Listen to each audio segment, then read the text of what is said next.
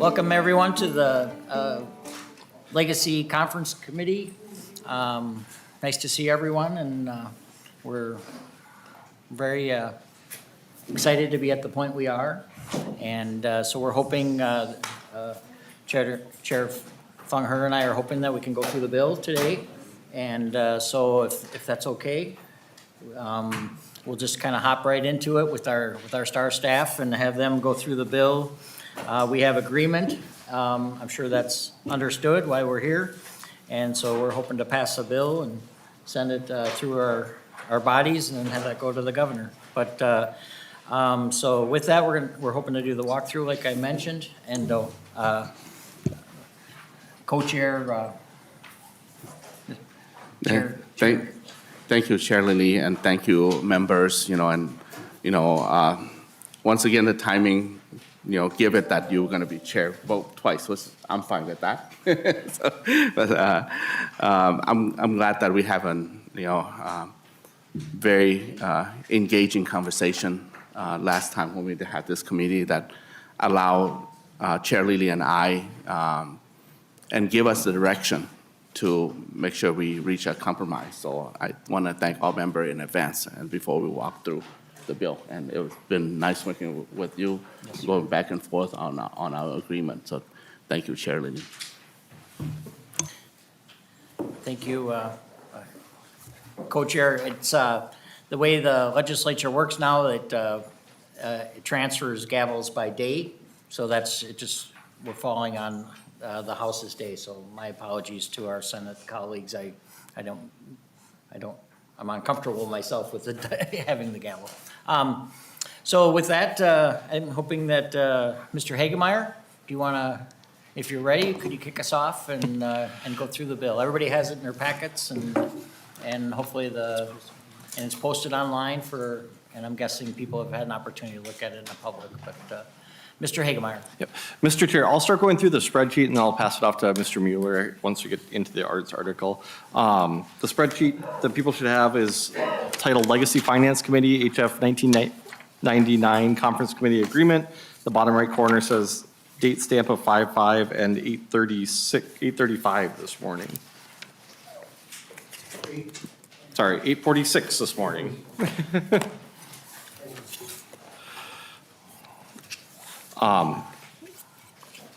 We'll start off in Article 1. There was only one change that was presented to the committee earlier, and that was towards the end of Article 1 on line 105. There was a carve out of $3 million for new grantees that the House included, the Senate didn't. That is included in the agreement. Otherwise, all the appropriations are the same and at the Lessard Sam's Alter Heritage Council recommendations.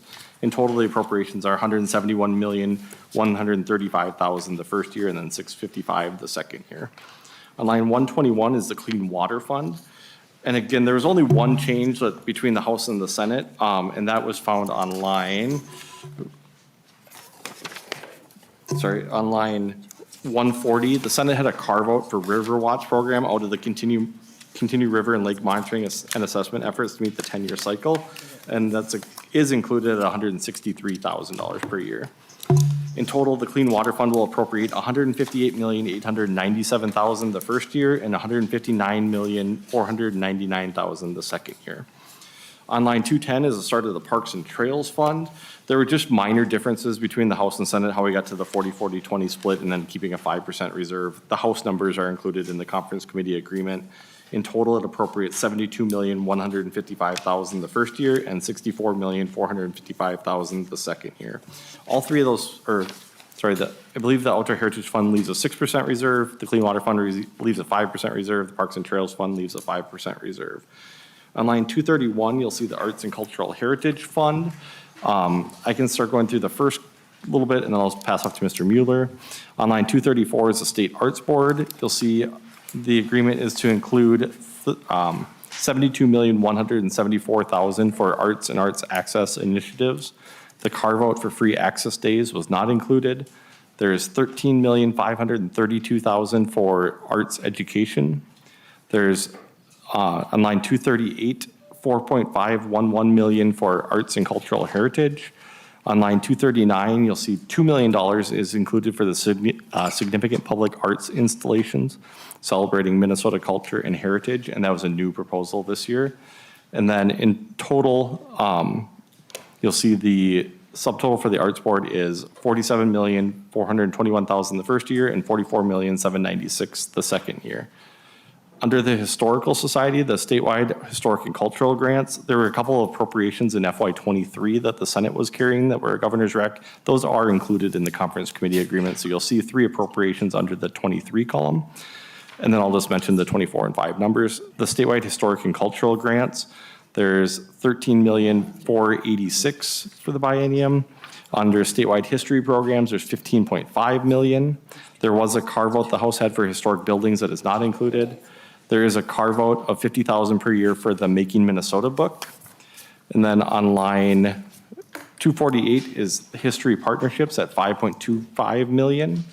On line 249 is a statewide survey of historic and archaeological sites at $750,000. And then the digital library is also at $750,000. And then starting on line 251, there's 5 grants that are listed. The Litchfield Opera House for $100,000. The Jackson Street Roundhouse Programming is $100,000. The Special Guerrilla Unit Veterans and Families of the USA Incorporated is $250,000. The Dakota County Historical Society is at $275,000. And the Olmsted County Historical Society is at $500,000. In total, the Historical Society receives $18.229 million the first year and $18.752 the second year. And I have to apologize, I marked something up on my other document and I switched over and didn't mention it.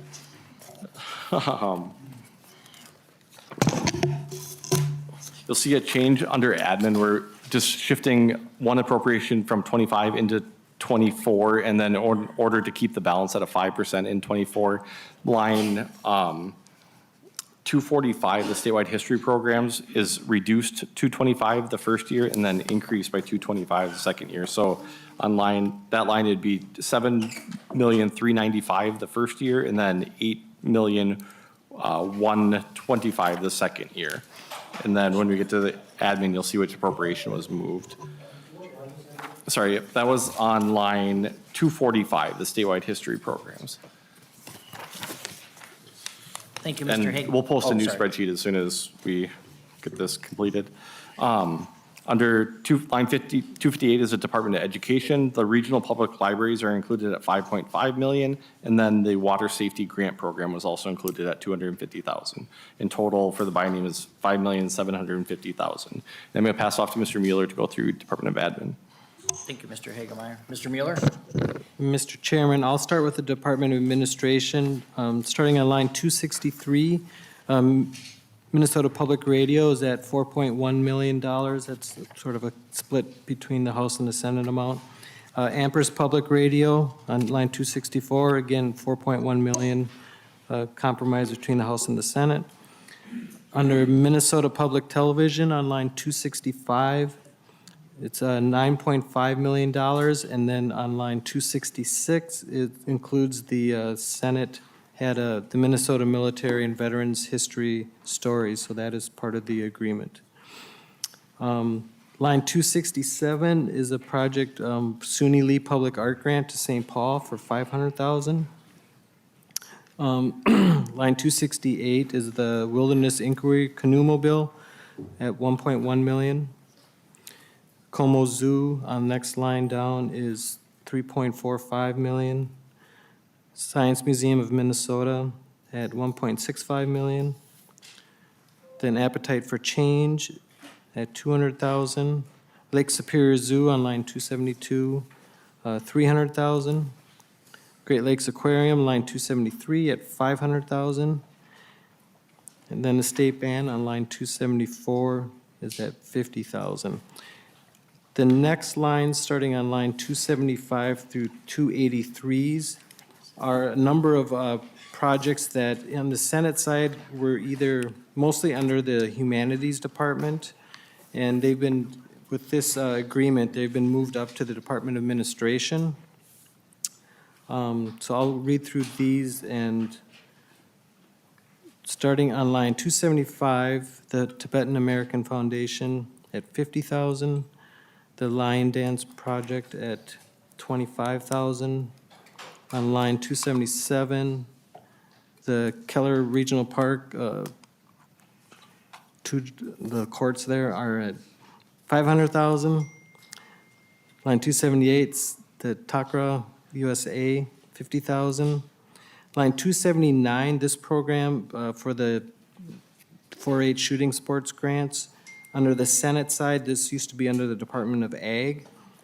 So this is also moved up to the, a grant under administration for 50,000. 3,000 feet on line 280 is at 150,000. The Sankei Lao on line 281 for 100,000. The Hmong Cultural Center of Minnesota on line 282 is at 300,000. And then the Clues program on line 283 is at 500,000. Going over to the next page, there's lines 284 through 288 are also programs that used to reside on the Senate original proposal in the Humanities Department, but now have been moved up to admin. Line 284 is the Hmong Cultural Preservation for 600,000. Line 285, the Somali Artifact and Culture Museum of Minnesota for 250,000. Line 286, the Minnesota Museum of American Art for 400,000. Line 287, the Kajug Fanka program at 500,000. And then line 288, the Bakken Museum at 150,000. There's a program, One Heartland is in the bill now for 100,000, and a Public Art St. Paul grant for 150,000. Line 291 is the Vietnam War 50th anniversary for 250,000.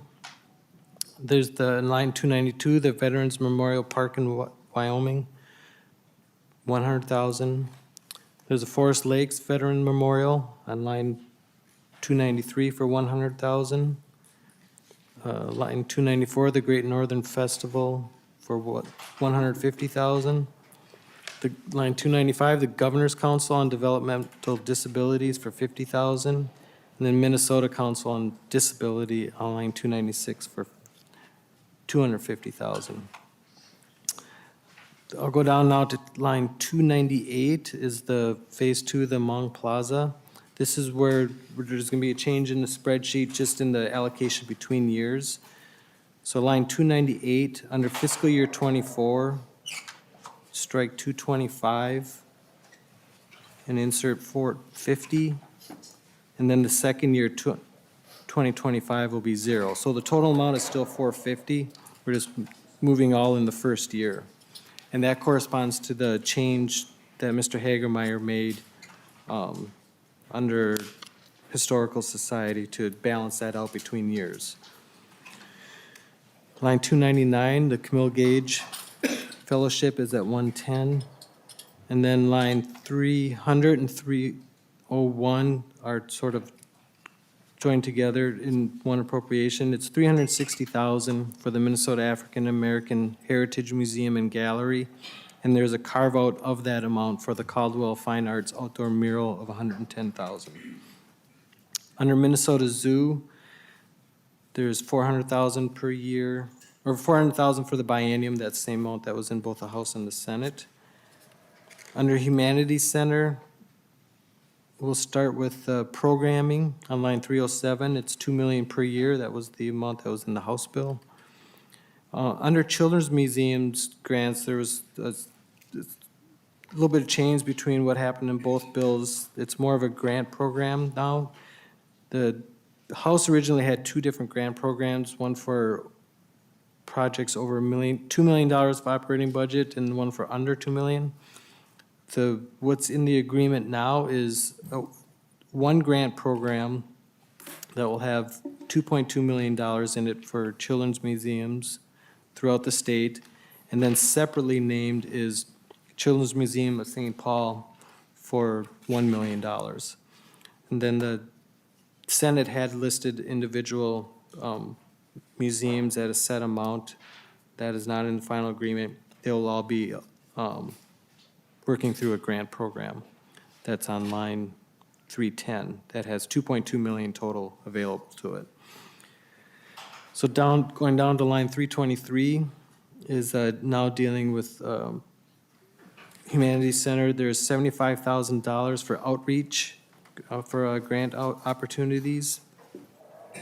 Then we go down to line 325. This is the Open Community Identity and Heritage Grants still at the Humanities Department. And this is for $8.85 million for the biennium. It's all appropriated the first year. Line 326 is 100,000 of that 8.85 is set aside for urgent needs. This is a building off a house, something that was in the House bill. And also capacity building. The House originally had this as a separate appropriation. But now this is a set aside of $750,000 of that $8.85 million is for capacity building. So the next lines down are all mostly items that were moved up into administration, so I won't go through all of those until we get down to line 342 for competitive civics grants, $300,000. And then fiscal accountability study, this was a House provision for $30,000. So total amount appropriated to the Humanities Center is $16.455 million. The last two agencies here, Indian Affairs Council, both the House and the Senate had the same total amount of $4.6 million, and that's carried over to the agreement. And this agreement contains the House sort of allocation of that $4.6 million. Under Department of Ag, the only item there now is the county fair, the grants to county fairs at $800,000. Again, that 4-H shooting sports grant was moved up into administration. So the last item here is the $4,000 for the Legislative Coordinating Commission. Total amount appropriated is $191.952 million in fiscal year '24 and '25, and then $3 million of the reappropriated amount that went to the Department of Historical Society. So it gets, the total amount appropriated in the bill is $195.046 million of the Arts and Cultural Heritage Fund, and that's it. Thank you very much. Thank you very much, Mr. Mueller, and then we'll transition over to the language side. So, Ms. Taylor. Mr. Chair and members, I'm just going to walk through the language that has been agreed to as part of this agreement. The agreement would include the adoption of House Article 1 and as is. Mr. Chair? And then, Just a second, Ms. Taylor. Senator Housley. Thank you, Mr. Chair. We don't have that language. Senator Housley, it's a very short, so it might confuse you just because it's fairly succinct. Thank you. Do you have? Ms. Taylor. Mr. Chair and members, I'll continue. House Article 2 would also be adopted. There would be two changes to this.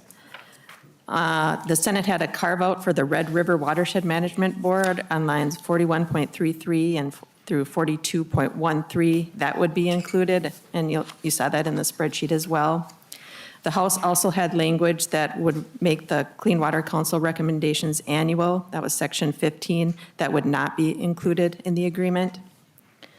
And then House Article 3 would be adopted with one change. There would be the addition of Senate Section 8, which was an extension of the Greater Minnesota Regional Parks and Trails Grant.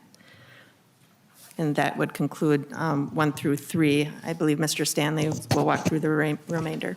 Thank you, Ms. Taylor. Mr. Stanley. Mr. Chair, members, good morning. The agreement was to accept House Article 4 with the following three changes.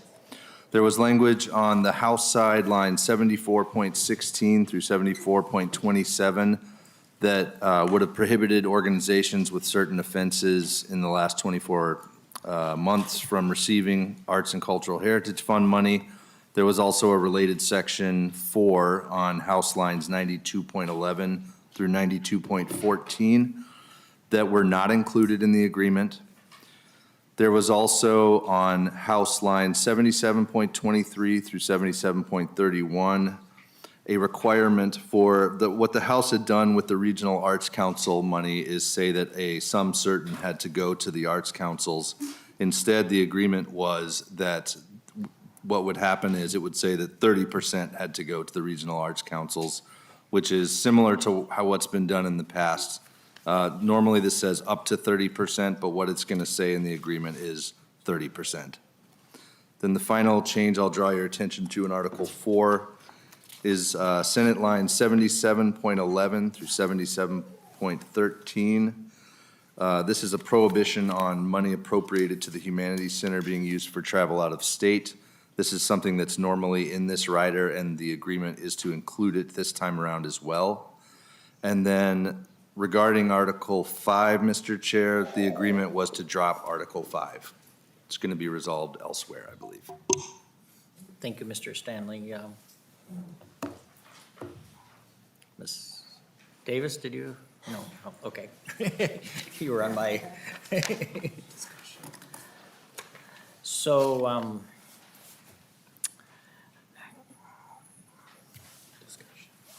I guess we'll be open to discussion at this point. Thank you very much for our staff for going through, and again, I really appreciate the Senate colleagues for working together, certainly our staff, and working closely and back and forth. So, but if there's member questions or statements, or we can move on to move the bill. Representative Backer. Yeah, thank you. And thank you for driving back. I understand you were out in the South Dakota yesterday and Almost, came back. almost, a half a mile away. So, a couple questions. I do have a couple questions here. Representative Backer. Yeah, thank you, Chair.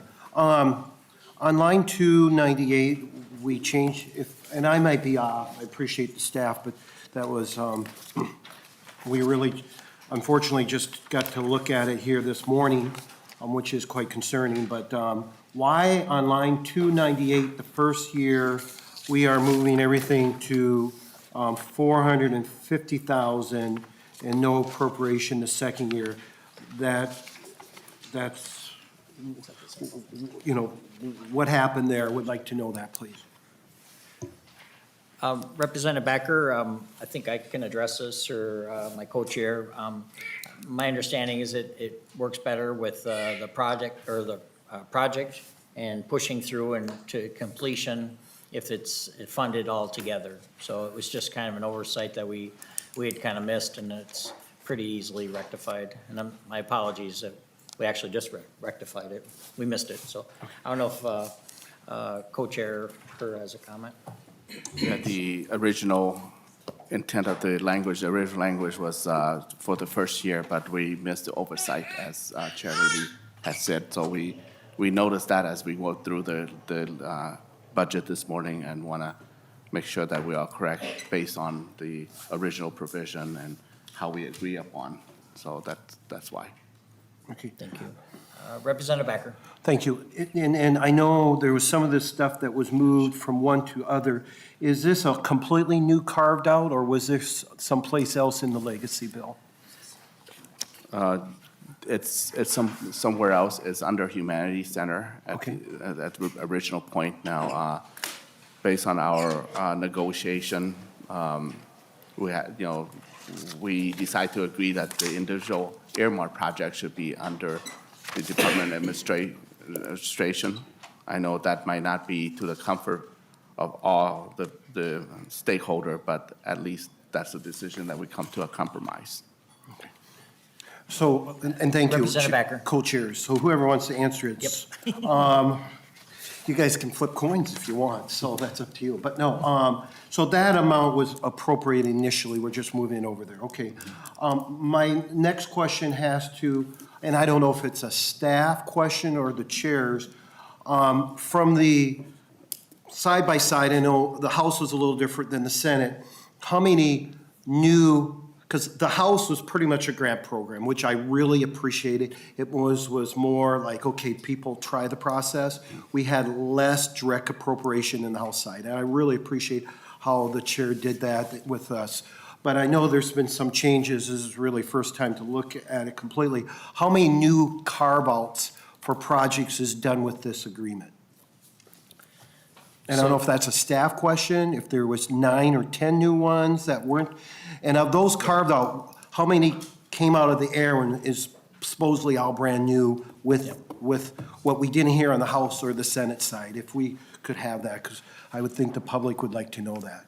Thank you, Representative Backer. There's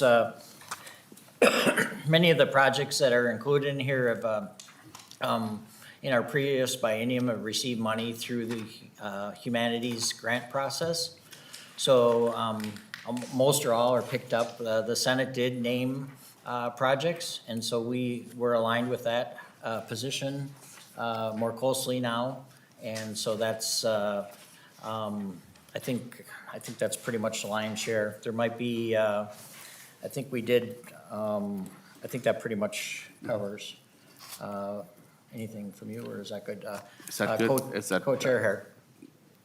Is that, did he give you the answer? No. Okay. Okay. No, So- what I'm looking for is specifics. How many see. how many new ones are in here? Okay. Please, that was not, Yep. you know, and I mean this sincerely, I'm not trying to be a Sure. pain, but we're spending public dollars. Sure. We had no public hearings. We had very, zero comment from the conferments. You know, basically, we got summons yesterday afternoon to come in. We didn't see the language beforehand. On the way in, I'm the one that had the farthest, that's where I choose to live. So I'm trying to find out details, because I had people who were communicating with this morning, and quite frankly, the two chairs, it feels crappy when I can't get back to these people, because Yep. I wasn't part of the I get it, I'm not in the majority, I'm in the minor leagues, I get it, but I still serve on the committee, okay? And so forth. So I just would like to know, public transparency, which ones are new in this one that wasn't in the Senate, wasn't in the House, that came new with the agreement. I think the public, this is fair. That's what I would like to know. Representative Backer, I can really answer the question. I'm sorry I didn't on your first round, because there is two things I can mention right that are different, that you have not seen through committee. You sort of saw the art discussion, but we were able to refine that, and part of our goal is to actually do a mural in the city of St. Paul for Olympic champion Suni Lee. So we've spelled that out specifically. It was not actually discussed, but that's, you know, like Minneapolis has Bob Dylan and, you know, Prince, of course. And we thought it'd be pretty amazing opportunity to do something similar in St. Paul. So we spelt that out more specifically. There's a program called One Heartland that was not discussed. And that's trying to lean into some of our LGBTQ community that have not really been mentioned in this bill, and we did not hear it in committee. I will own that, but I do. We did vet it. We went through the program, and I'm sorry you were not involved in that. But I'll stick by it, thinking it's a good program. And Representative Backer, just to add the Chair. Senate, thank you, Mr. Chair. Just to add on from the Senate side, because we want to have some kind of compromise too, so we do insert the Forest Lake Memorial, Veteran Memorial, which is Senator Housley request. She presented on the Senate floor. At that time, I had promised her that we can have discussion, and perhaps this during the conference could give her an opportunity. And thankfully, Senator Housley also signed up as our conferee as well. So that's one of the projects that we added on from the Senate side and was agreed upon to the new and not on previously in this bill. And Representative Backer, I've been a coached on two more, so I'm just gonna say them out so they're in the public. And there's a shooting 4-H, I think it was mentioned. Our staff went through. That's the It Senate was on the Senate. We did not hear it in the House side. There is a new provision that was, that came in from the side that I think is an amazing opportunity. on Vietnam. They're coming up on the 50th anniversary, so we were doing some other recognition, like in the disability community, so I thought it made sense to, to add this in, so I picked that up from Chair Newton and that came to this bill, so that is new as well, so. Thank you. Um, I'm not done. Okay, When I drive 3.5 hours one way. Okay. So. Representative Backer. I know a lot of us are new, and this is probably for Chair Leon, because a lot of us are new to this. But is it for legacy, because every chair does things differently, and co-chairs, to have a process in which the confirmees are just really just given this is what to do and not be part of a public dialogue with the legacy bill? Because we had no public testimony. We had no public dialogue. We have a lot of new folks on the Senate and the House side. Is this custom and usage? Is this normal? So I appreciate the question, and that Representative Backer, it is a little, some committees do run where, where they do have a lot of public comment, but many, quite honestly, don't really. A lot of it's done behind the scenes, but I do stand by this product. I think it's a great merge of our two strongly held opinions. Yeah, So- and thank Senator Hurd. Mr. Chair, yeah, thank you, Representative Becker. Let's see, we do have most of this bill being heard in the Senate committee as well as on the floor, and we do intake public testimony that could be provided if on a request base, but a number of people, agency has sent us their testimony, and just so that we are mindful of time, we appreciate those members that, just commit to send us written testimony instead of being here. They're all here, but, to save time, they prefer that their written testimony is more efficient and effective. Okay. Representative Backer. should Yeah, we go a to- couple more questions here. I noticed that, and I appreciate that, thank you for sharing this information, that this open dialogue transparency is very important. We saw that the Article 5 got dropped, so I'd like to know why the Senate disagreed with our language on the House side of having no money go to organizations that have been found liable for sexual harassment. So to me, the obvious question I'm going to get from the public is, do we think sexual harassment is okay? We had so this actually, we had it on the House side, we agreed on the House floor, you accepted that on the House floor, so this, I guess, goes to the chair on the Senate side. Why was that dropped? Why is sexual harassment okay? That's what it seems to the public. This is the feedback that I've been getting, the little bit time that we've had to look at this. Thank you, Representative Backer. It's a great question, actually. My understanding is it's being dealt with in the state gov bill, but they're actually doing a deeper dive for all of Minnesota and all recipients and everybody that's involved in getting money and whatnot from the state. But I'll pass this to my co-chair, Hurd, if he has a comment. Thank you, Chair Liddy. My answer will be very much the same. It's been worked on now, and we want to have consistent language to guardrail all this project. And perhaps this could be our norm for the future of our many projects that we give, whether it's in our law of direct appropriation or whether independent direct appropriation. We will have some guardrail from this point until future legislators decide that we don't need the guardrail anymore. So we want to have a good language. That's why that's been temporary removed at the moment. And I think I made a mistake. Representative Backer. Yeah, thank you to the two chairs. I think I made a mistake. The sexual harassment wasn't in Article 5. I have a different question. I appreciate the answer, but it's quite concerning, very concerning. We should have no tolerance for sexual harassment, period.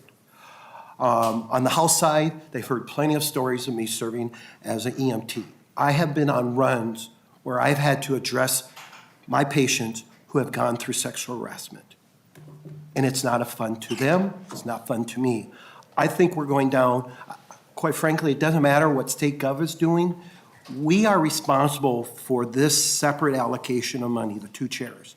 And I say this with passion because no one outside, I could be wrong, outside of this room has been in a ambulance with someone who has been treated wrongly sexually. Now, I'm not saying no one has had experience with them, that, I'm not saying I know of, but this type of guardrail needs to be on. And with this being removed, this is a concerning precedent. It really is. We should not tolerate that, and we need to stand strong in that. So I'm very concerned with that for that reason. I'm troubled.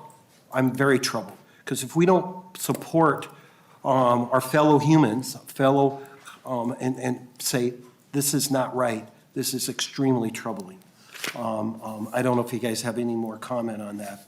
I do have 2 more other questions. Thank you. Any comment on that Representative statement? Backer, I feel really comfortable with, I don't think the issue is not going away or being walked over. I think they are making a serious attempt to deal with that very issue in state gov, so. Okay, couple. Yeah, there's quite a few members, so go ahead. Okay, no problem. I understand that. This is important. You guys have put time into it and so forth.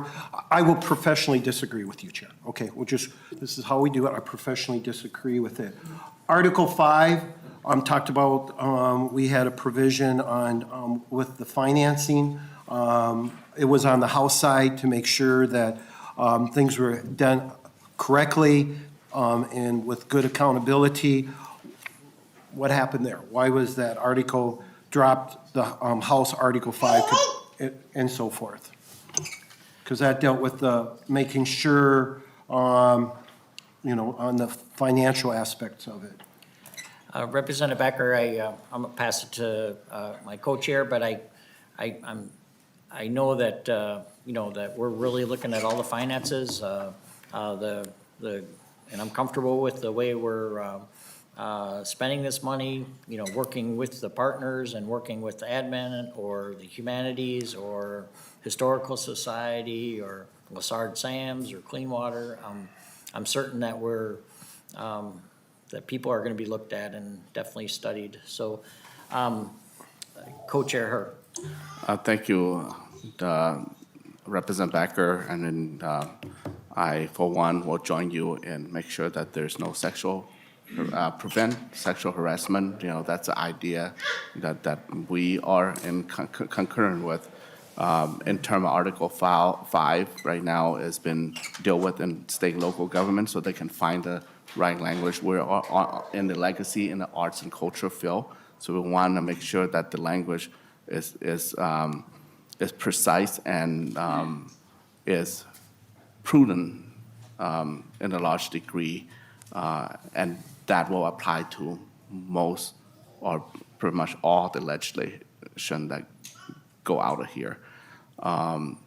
We put the guardrail, in terms of detail of the guardrail, each agency that apply or get grant from us, they already have their own policy in place in regard to sexual harassment, and this is just my knowledge, my opinion alone, that will hold them in itself accountable. So we want to put language that, not specifically target any agency for certain particularly. So that's would be my answer to you. And the sum of it is that the language now has been worked on in state and local governments, so we are consistent. Just 2 more things here. I appreciate that. Representative Becker. Yep, sorry. No, it's all right. When you drive 3.5 hours away, you're awake, you know what I'm saying? So anyways, I do appreciate the answers. I will professionally disagree. It's good to have guardrails on the finance. Unfortunately, we have seen some hiccups like Feeding the Future, and I'm quite concerning with that. I understand this is the summary agreement on, but when will we actually get the bill language on this? We appreciate that, but when are we going to actually get the bill language so we can look at the language itself that deals with this here? Representative Becker, we do not have the final language yet, and it'll come forward when it's, staff is very, very busy with layers and And that was kind of speaks to some of how we couldn't meet. Many of the people at this table are on multiple conference committees. But, so the language will come, and then if I hope it's acceptable. Ms. Davis? Chair and members, at this stage, we're working with the reviser for the language, so it's very likely you'll see it Monday morning. Thank you, Ms. Davis. Representative Becker. Yeah, so then, we will then meet again Monday morning to look at that language, to pass it, because I would think it would not be prudent for us to pass this out of conference committee until we see that language.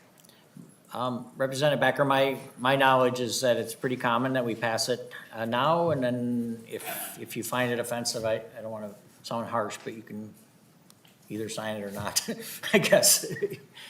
That sounds kind of mean. I don't mean to sound mean, but it's kind of a normal, it's kind of a normal process, sir. Thank you. No, it's not normal. We should not, and I appreciate you being honest, and unfortunately, I hate to be I'm looking to be the bad news person here, but it is not normal. We should not be passing bills that we have not looked at. Members, I mean, this is not good government. Even if I jumped off the water tower, does that mean everybody else should jump off the water tower? I mean, I'm sorry. That is not good government. I don't know why. To the public, I've received calls. It looks like we're just jamming things.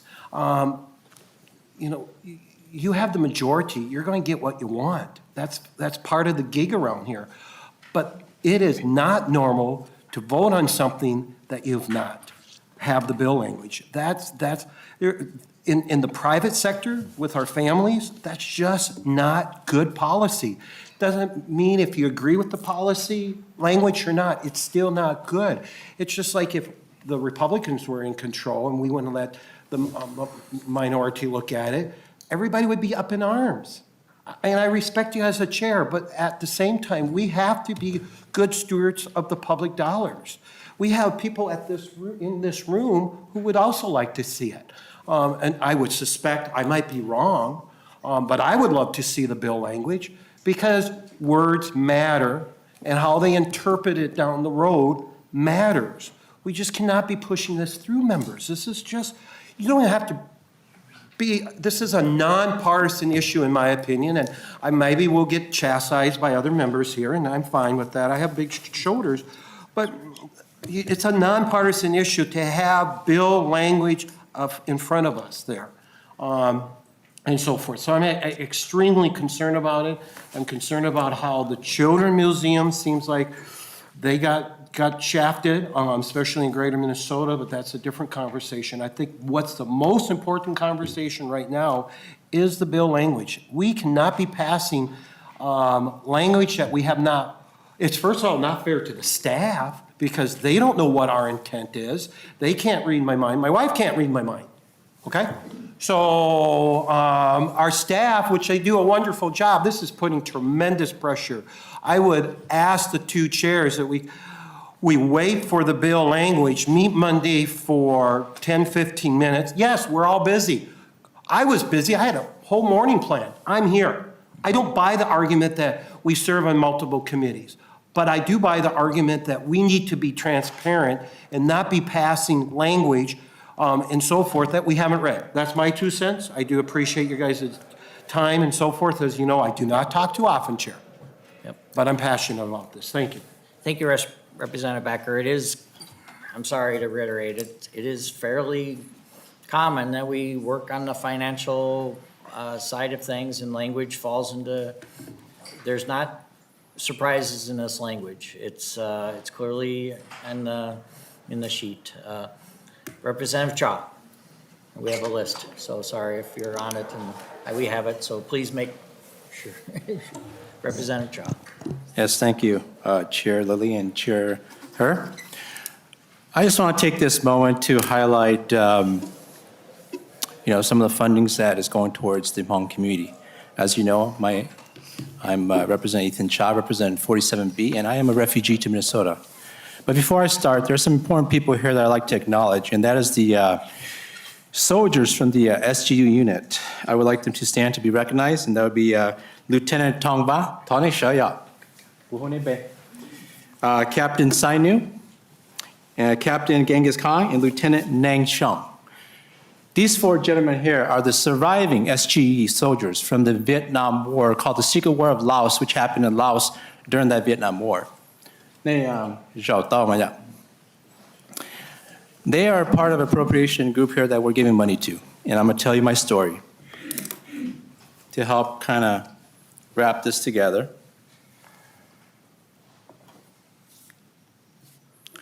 I'm going to read an opening from my website. When I think of the journey I've been on, it's hard to believe my humble beginnings in a Thai refugee camp would take me down a path of unimaginable potential.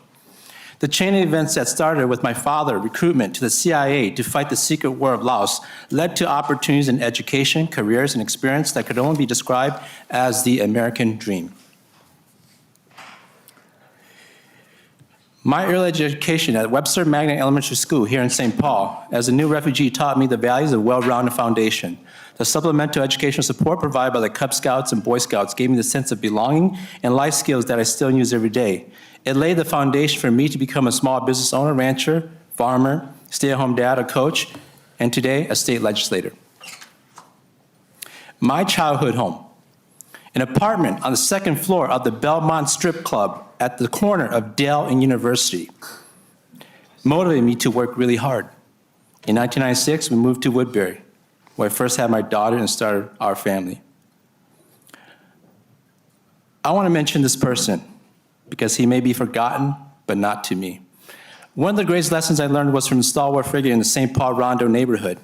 On my daily walk to and from school, I passed by Tiger Jack in his candy shack on Dell Street. Those days, every penny found on the streets mattered. For only 2 cents, you could purchase a now and later.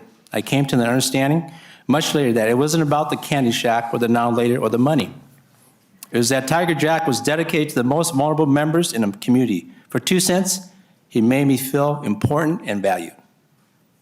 I carry his dedication to serve those who are marginalized, which is why I'm committed to fighting to ensure that all voices are being heard. That's an excerpt from a website about me. I'm a refugee, not an immigrant. I'll tell you what the difference is. An immigrant comes here because of the opportunity and because he chooses to come here. As a refugee, I come here because I cannot stay in my homeland, or I'll be executed.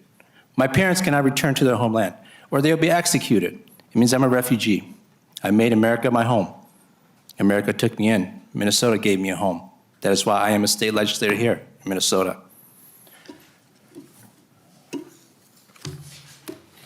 Why is this important to me and my community? My father was recruited by the CIA in 1961, along with his brothers, family members. We fought this secret war in Laos because America could not be in Laos because of the Geneva Accord. So they recruited Mong to defend these mountaintops, these robins, these Lima sites, doing recon missions in Vietnam. Who defended those sites? Hmong children and soldiers who went down into the jungles to retrieve American downed pilots, CIA pilots, American pilots, veterans. Let me mention something about a major named Lee Lu. We talk about ace pilot. You want to hear about ace pilot? Let me tell you about one you've never heard of, who is Mong. He flies 10 missions a day, 120 combat missions a month. And when his plane was shot down in 1969, he flew over 5,000 sorties, 5,000 missions. You know how many missions it takes to be an ace pilot? Less than 1,000. He flew 5,000, the most in history. But nobody talks about him. He's Mong. He fought that Vietnam War. He flew those T-28D pilot. He's the reason why I'm here. There are people like my father. There are people like Colonel Jonah Nyesu Yang, who is representing her grandfather, who was a colonel Also the first Methodist pastor in the world. He was a first chaplain here in St. Paul. He's no longer with us, but his memory and his dedication to preserving our culture is why we are here. These SGU, there used to be over 12,000 of these SGU. You want me to tell you about the invisibility of their life? I witnessed it. They're invisible because they served over 15 years in this war as children, as young men. There were like 2-3 years when my dad went to war and didn't come back, and we didn't have email, internet. There was no mail carrier. My mom didn't know if my dad was dead. He went for 3 years, came back, stayed a month, went for 2 years, came back. This was the life story of my parents. My dad was down in Lima Site 23, some of the ones where there was most heavily bombed. Of 99 people, came back 3 people. He was one of those. Thousands of Hmong perished in this war. For a war that they did not know was fighting for democracy, for their children who sits on this table today. That's what they were fighting for. That's why I'm here. It took me 47 years to get to the seat, to tell my story. Why is the Hmong culture preservation? Mr. Tsongpa Lee, can you stand up, please? He's in charge of the Hmong Culture Center Museum. Tell me why that's important to me and the Hmong community. For thousands of years, we are the indigenous people of China that you never heard of. We inhabited China before China became a country, thousands of years ago. We are a culture that have been annihilated, erased from the history books of Asia. We have languages that date back to 5,000 years. Our drums, our songs go back 10,000 years. But nobody talks about it. Nobody keeps our history and our record. And that's why we must move south, down to Southeast Asia. We come to Thailand, we come to Laos, come to Vietnam, and we have found a home here in Minnesota. I want to thank the state of Minnesota in 1975, 48 years ago. It was those investments of those state legislators like us that are sitting at this table that made those commitment and investment into these refugees that came over from Thailand and from Laos, from that war. Today, there are 9 state legislators in the state house of Minnesota. I will tell you their names. Senator Phong Her is a refugee. Representative Gully Her is a refugee. Ethan Cha is a refugee. Chair Fu Lee in the House is a refugee. Senator Tu Shong. Senator Pa is a refugee. House Member Liz Lee, House Member Samantha Vang. We are all the investment that was brought on to the Hmong community because of the state of Minnesota, because of the legislator. And on behalf of my community, I want to thank you. I want to thank this committee.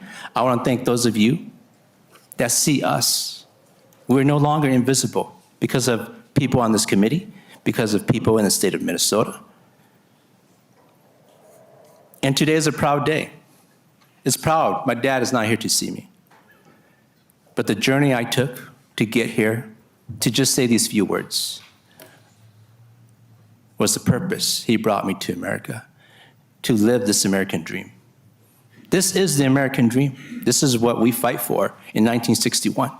This is what we fight for today at this committee, in this dais. We fight for justice, the voice of all, an opportunity to preserve culture, languages. There is no country in this world that will allow the Hmong people to preserve their culture as it should be. We have lost everything. We could not bring any of our artifacts, our homeland, to America. What we have left is what we brought with us. That is what we have left of our culture. We are the most freed Hmong people in the world.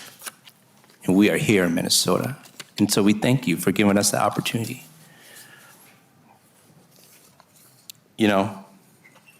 We talk about contributions to community. This is a fact from Dr. Bruce Corey, who's a professor here in Minnesota. The Hmong buying power is 1.2 billion in Minnesota. There's 35,000 Hmong people in the workforce. 9,000 of these businesses are Hmong people. And we pay $138 million in taxes a year, annually.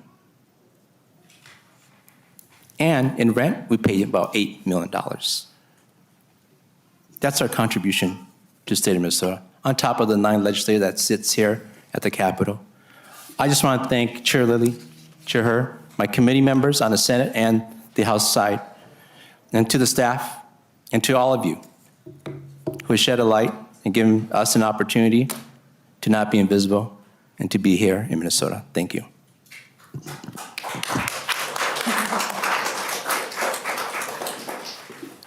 Thank you, Representative Chong. Thank you. Senator Housley. Thank you, Mr. Chair. I just want to go back a little bit to what Representative Backer was talking about. How many projects are actually new from the spreadsheet that we had on 419 to this one? And how much money is that?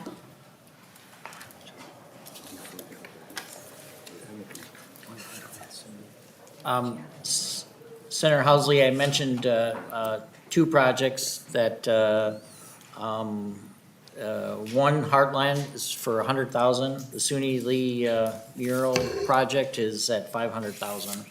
And then the Veterans project was at $250,000. And it was in the Veterans bill, but it was not, I was actually excited to pick it up and put it here. Senator Housley. Oh, Senator Hurd. Mr. Chair, I wonder if we can have a council just mention that project. I think there's a total of 4 from my knowledge, because there's 3 in the House, 3 from the House, and 1 from the Senate. But, just in case if we're not, just in case it might be wrong. Mr. Hagemeyer? Sure. Mr. Chair, I'll take an attempt at this. Mr. Mueller can maybe catch me if I'm missing anything here and then give a total, it looks like. I believe one maybe wasn't mentioning under the Historical Society, line 253, I think the Jackson Street Roundhouse programming was also added. I don't believe that one was mentioned yet, and that is 100,000. And then you'll see on line 267 was the SUNY Lee project that Chair Lilly was talking about, that's 500,000. And then on line 289 is the One Heartland project that was mentioned, and that is 100,000. Line 291 is the Vietnam War 50th anniversary commemoration at $250,000. And then on line 293, the Forest Lake Veterans Memorial was added at $100,000. And that's all of them that I'm aware of, Mr. Chair. And on the Senate, was there, or did that kind of cover it? I'm just looking at my, thank you, Mr. Chair. Senator Housley, yep. Thank you, Mr. Chair. Line 298, the Friendship Garden, I didn't see that on the other spreadsheet for, and Representative Backer brought it up, changing that money to the first year. I don't see that. Senator Housley, that one's actually pretty straightforward. It is just, it's a renaming kind of a situation. So I think I think you'll see the charge. Senator Hurd. Senator Housley, that's renamed to the Mong Plaza. Mr. Chair, Senator Housley. from the spreadsheet on 419 to the one today, what was it named on the 419 spreadsheet? Mr. Hagemeyer. Mr. Chair, if you just, Senator, if you just look right above it on line 297, that was the project that was originally included in the bill, and then just the description changed enough that we thought it was best to have a new line so that it wasn't being deceptive at all, that the project changed. So that was the original project, but it changed enough that we decided to add a new line right below it. So it compares to the 850 that the Senate had on line 297. Senator Housley. Sorry, I didn't make that clear. I was trying. Great, thank you, Mr. Chair. Also, the Children's Museum, I think when you have so many projects that are direct appropriations, like line 275 through 301 are all direct appropriations, but then when you get to the children's museums, I just, why not do the same thing for them? These small museums in greater Minnesota especially, to now force them to go through that whole grant process again when they've spent all of session down here pleading their case and telling their story, and then to just take that away when others are actually getting it without having to go through that grant process. It just doesn't, it's just not a good look to sort of diss on greater Minnesota and these smaller museums. Thank you, Senator Housley. So in the last 4 or 5 years, staff maybe can correct me, we have run the Children's Museum. It's actually new to Legacy. It was not in the first 10 years of Legacy. In the last few years, we've added in Children's Museum beyond the St. Paul, the big one. And so many of them are of different size and scope. So I just hate to name out names, but some are maybe more successful. Maybe I'll mention a Mankato, for example, and some are, great startups and they're doing a great job, but in serving a need, but they might need a grant at, might not fill out some financial information. They're just at a different place. And so it has actually worked and gets better every year to go through a grant process. And yes, it would be, better to be named, I suppose, yes. I don't dispute that, but I'm very confident that the money will go out and to these organizations. And I'm glad we've added, because they're very popular and we all like them, so anyways, that's kind of a long answer. But I think they'll be well served. Thank you. Because we did grow the number too. I think, did we go beyond there? I think we went up significantly above their request even, hoping that, because we respected the interest, and we actually like them quite a bit. So it's actually the opposite. We like them. Good, thank you, Mr. Chair. I like them too. One more question, or maybe request. We just kind of, this spreadsheet dropped when I was driving in here, and then we had about 25 minutes to look at it before we got in here. And yet again, there is no final language yet. And there are many, many great things in this. I voted for this the first time. It's just, I would be much more comfortable signing my name to anything is seeing the final language of the bill. I think that's only fair to ask of everybody on this committee, that anything that we sign off on, if the public knew we signed off on something and didn't see the final language, that can come back to get you. And I just don't think that's a process that I have ever been through. So I would just like to make that request that maybe we could wait until Monday so even the public can see that language. Thank you, Mr. Chair. Thank you, Senator Housley and Senator Pa. Thank you, Chair Lilly, and thank you, Chair Herr. I just want to say how appreciative I am of both your hard work and your leadership here. I also want to just take a moment to thank everyone here in the audience for spending this day with us. I know each and every one of you are here because you care about the work that we do here for Minnesota.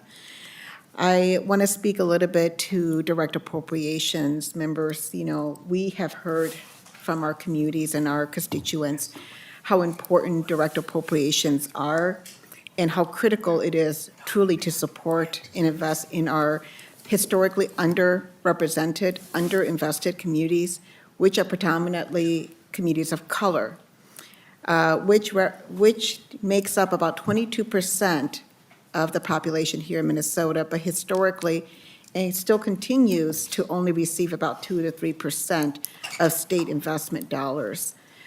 With direct appropriations and the work that we're doing here today, we're able to close that gap a little bit and make progress towards addressing inequities in our community statewide.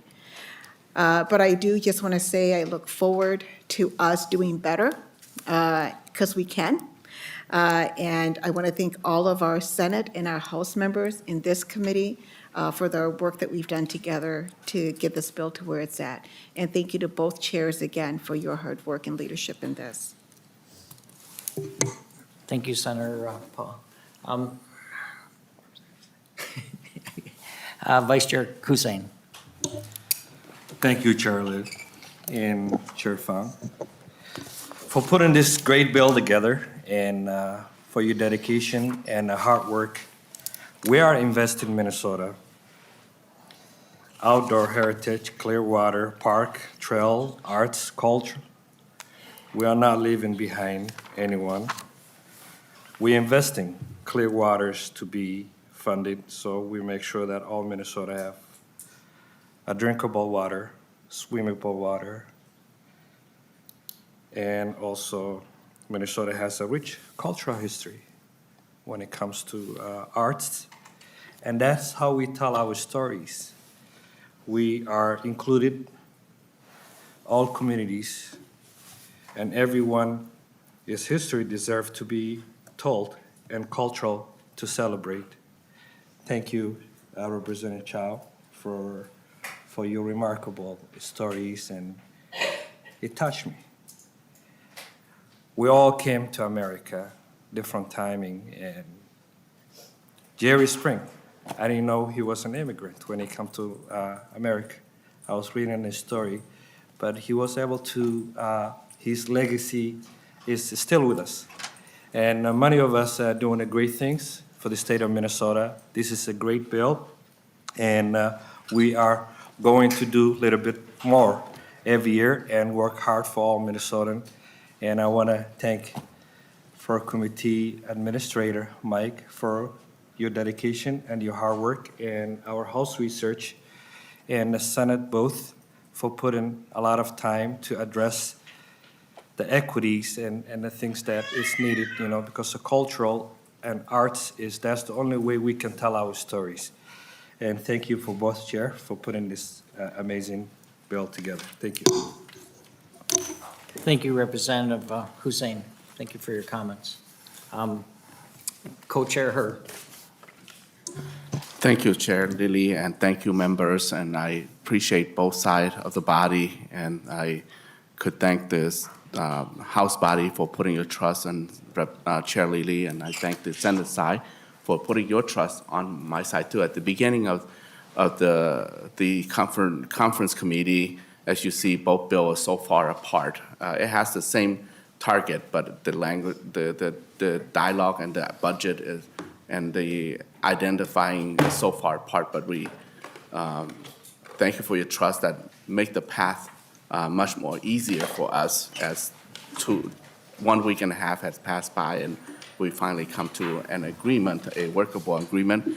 It may not make some stakeholder out there 100% satisfied, and as far as my intake and as far as I have learned in the Senate here, when the bill is not fully satisfied from either side or anyone, that's a good bill. So,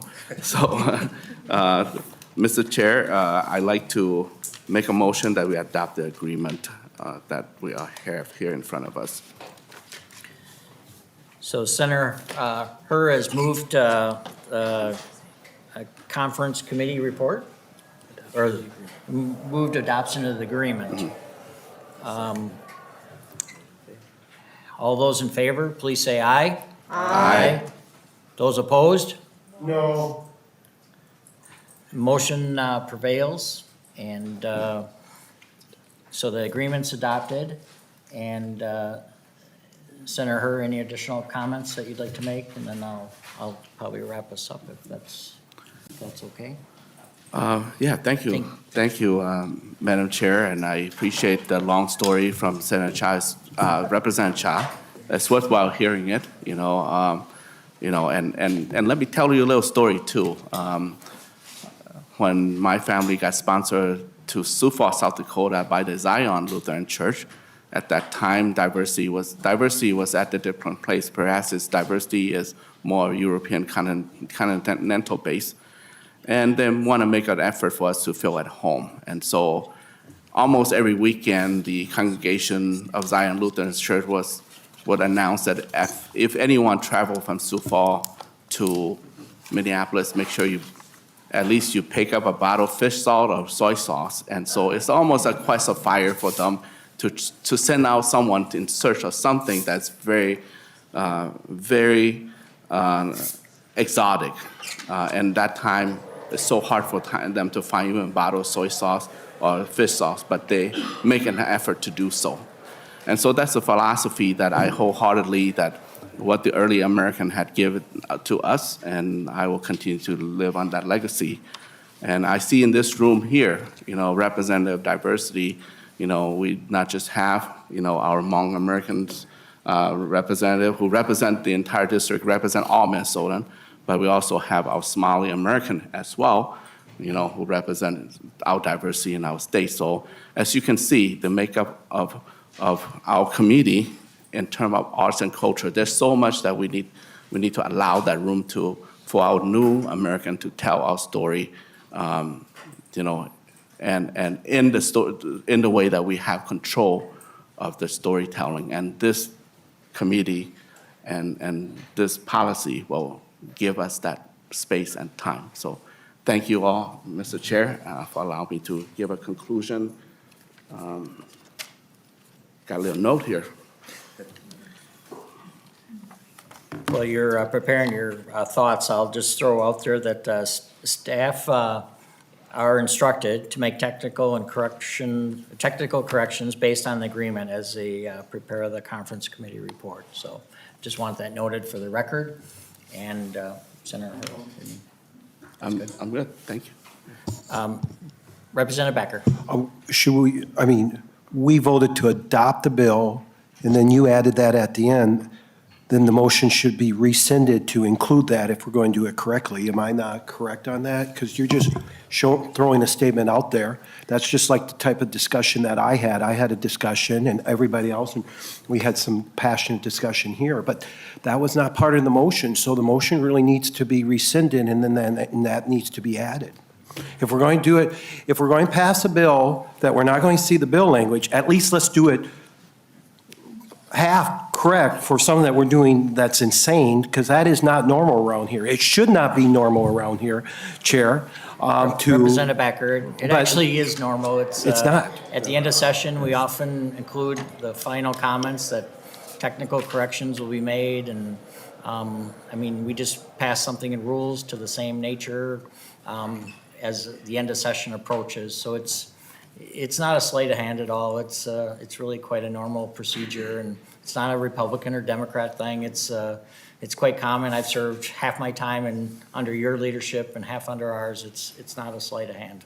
Well, I would make a motion to recall that motion so we can add that election. I don't know how I'm making that, but I would make a motion that we rescind the motion of adopting the report and add what you said at the end, so at least that information is in record. I would make that motion. Thank you, Representative Becker. I would recommend that, I would urge members to vote no. All those in favor of the motion as before us, please say aye. Aye. Those opposed? No. The motion fails. So, thank you, Senator Hur. I've really enjoyed being on this journey with you, and I'm excited that you're chair. You've done an amazing job. You're a true lover of the arts. All areas of this fund, the clean water and the environment and hunting and fishing, and certainly have led in the cultural space. We're just so lucky as a state to have this, and we really have our committees. I've watched your committees. I know you dove deep. We did too in the House, and I think we really do have an amazing bill that understands the new Minnesota and is trying to make everybody feel welcome. I see Mr. Curry out there. I hate to keep mentioning him, but he's actually working on a project that fits that so well about bread. And I hate to go there, but I just think it's so neat because all of our cultures, when you think about it, have bread. And so we have a lot more in common. And that's why it's really exciting to me to lean into, to your stories and to make sure everyone thrives. But with that, I want to certainly thank our staff for their hard work on both sides of the aisle. And with that, I think that's it. We are adjourned. Thank you, everyone.